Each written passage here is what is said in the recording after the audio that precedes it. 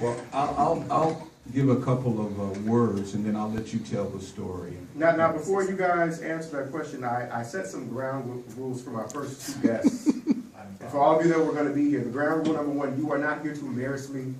You are not here to put me on blast. You are not here to criticize and make fun of me. You are here to share only the good things about the one man named John Paul Stennis. That's going to be difficult. That's going to be difficult. But go ahead and ask the question. So it's roast time. Yeah. Get him. Well, couple of descriptive words for your early adolescence and childhood years. Mischievous, peculiar, strange, unusual. Sometimes you were combative with your brothers and sisters. Yes. But you loved God at a very young age. You loved God. You were just kind of unusual and kind of strange. And so your mom had to come up with, with her background in teaching and early childhood in psychology, she came up with some special ways to kind of deal with you. I really don't know where to start. We were talking, Couture, you're sitting over here yesterday, and then I was talking to Martin and Joy. We want to say congratulations to our daughter and her husband, our son-in-law, on the birth of born today, around 3 o'clock. A baby girl, Anastasia, Grace. So we're excited. That's their fourth daughter. But we were talking today, and I know time will not permit, so I'm trying to pick something. John, along with the words to describe him, was also exceptional. It's always very exceptional, very smart, very bright, challenging. He was very challenging because he was so exceptional, and he was a peculiar child, so we had to develop ways and use vocabulary. We would have to use large words for him, like at, like 9 months, 10 months, a year and a half, we start using words that he could, giving him new vocabulary words every week. But John in particular, I think everybody likes this story. The story where there was often when we would leave the house, when we come back, things would be, changed around. John was a mischievous child. He says he was bad, but I choose to say he was mischievous. He was mischievous. But when we came back, we noticed that our kitchen cabinet hinges had been painted. Now, who paints cabinet hinges? John had climbed up on the cabinet with a bottle of whiteout. Whiteout, not paint, whiteout. It's used, on your documents and in the office.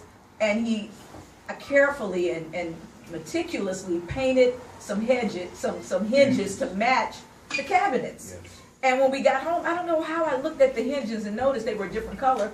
And, first thought, we were thinking, like, he could have fallen and, hurt himself. But he had gotten up there with a bottle of whiteout, and he didn't rip it. He painted those hinges because he always felt he had a better way of doing things. And I don't know. Why did he feel he wanted to do things better than what they were? And so, Luke is here, John, for your birthday. I told you he would be here. Luke, Caleb is here. And so, John painted the hinges white, with whiteout. That was only one story. Another story, I used to try to keep nice plants in the window near the sun. When John was little, John would always rearrange things. He was secretly, behind my back, rearrange things the way he thought they should be. So I would walk through the house and I would say, man, how did this plant get this here? Somebody is moving my plants. He would secretly go behind my back, go and take plants and put them on buffets, and just like he's doing a set or something.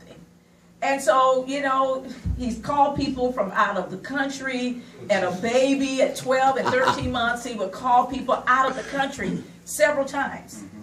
And one time I saw him like he was on the phone, I believe it was, and when I took the phone from him, I hung the phone up, and then the phone rang back, and it was a gentleman on the phone, and he said, your son had called me, and I said, I apologize, I'm sorry, he probably just, came in the room and was playing with the phone. He said, oh no, he's called me before. I said, well, I really do apologize, I really do apologize. He says he's a nice boy as well. I just want to let you know, I don't know what he was saying to the man, but the man was probably just agreeing with whatever he said. Now that story actually did happen. So how he happened to dial the same number more than one time and talk to the same man, I really don't know. He was always doing things. John knows. He can't, I don't know how you don't remember some of this. I remember those two. I do. I remember making the calls, and I remember the White Do you House. remember when you were in like maybe first grade or second grade, the teacher gave you an assignment, you and the other students, and like maybe you were first grade, so you were about 6 years old, and you took it was a maze of like spaghetti, and they wanted you to go through that little maze, and it's a math assignment. But when you finished with your paper, all the other students turned theirs in, but you drew meatballs on yours.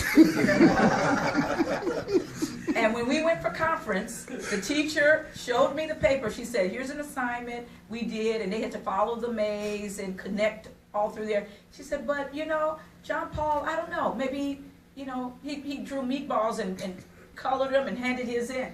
And I guess he figured, once again, if it's spaghetti, it should be meatballs on there. So he was always doing things that, those are the mild things that he did. He has this thing where, and you all know he's very meticulous. You have no idea how meticulous. He's so meticulous and picky, and he has this obsession, he used to, and I think he still got it, is that if, exceptional children like him, either you're gonna button everything up or you're not. If you leave one button, it throws his whole day off.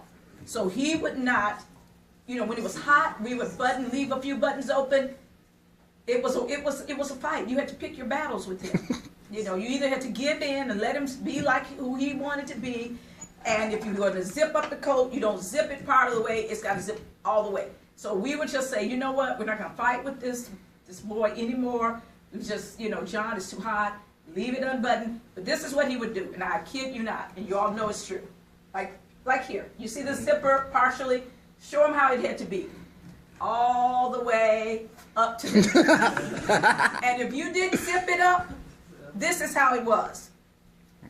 He would get in the car and he would sit like this, like, I don't care what you're saying. If you want to zip it, I'm keeping it. And he did that. He had to sit on the same side in the car all the time. You could not disrupt his patterns. Always, you had to sit on the same side. So with us, with 7 kids, sometimes they want to sit on the other side.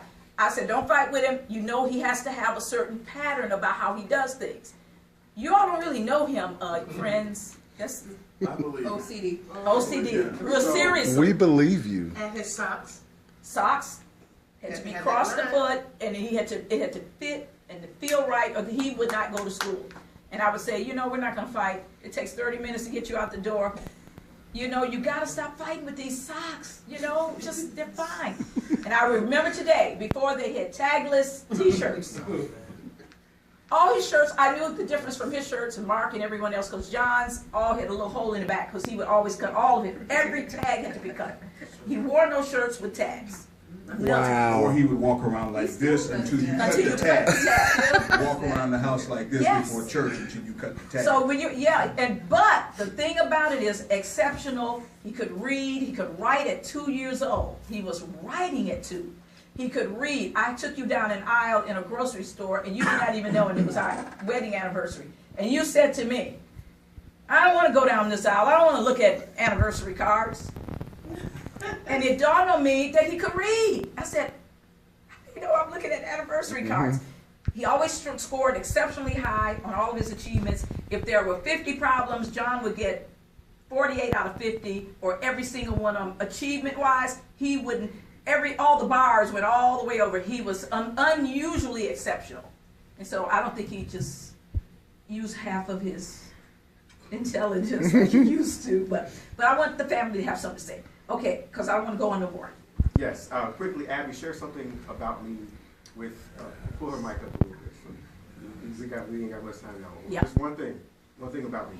I don't know if any of the other guests said, but he loves TV, and he knows every show that is coming, that usually is on either daytime or prime time. He already knows about it. And if he doesn't have the time to watch every episode, he will at least watch one episode of the show to be able to explain what it is about. So if you ever have any questions about TV, go straight to John. He'll give you 411. Christian, go ahead. I low-key use John for my stylist. Pretty much has everything in his closet from shoes to shirts to ties for interviews and everything. He's just, in my book, Mr. GQ. Go ahead, Mark. I want you guys to go on Facebook, look up Curt Stennis. Do it as soon as you can. This man's a great singer, and he has his own page. So I'm just kind of plugging him out there. Curt Stennis, fan page on Facebook.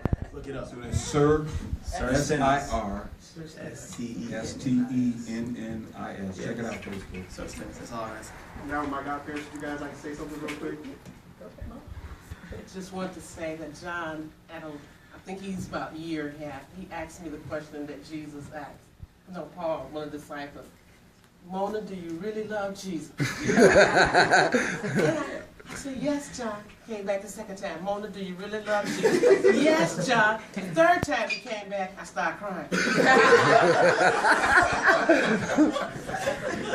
Amen.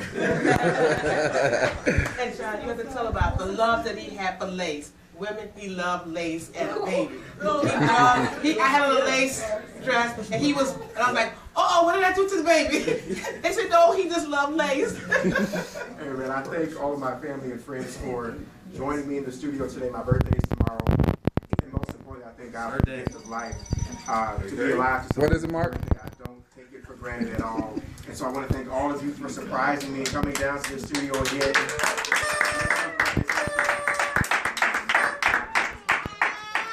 To all of my listeners for joining me. You can catch Shutting It Off with JP and TNT every Monday evening here on intellectualradio.com. Thank you so much for your time and God bless.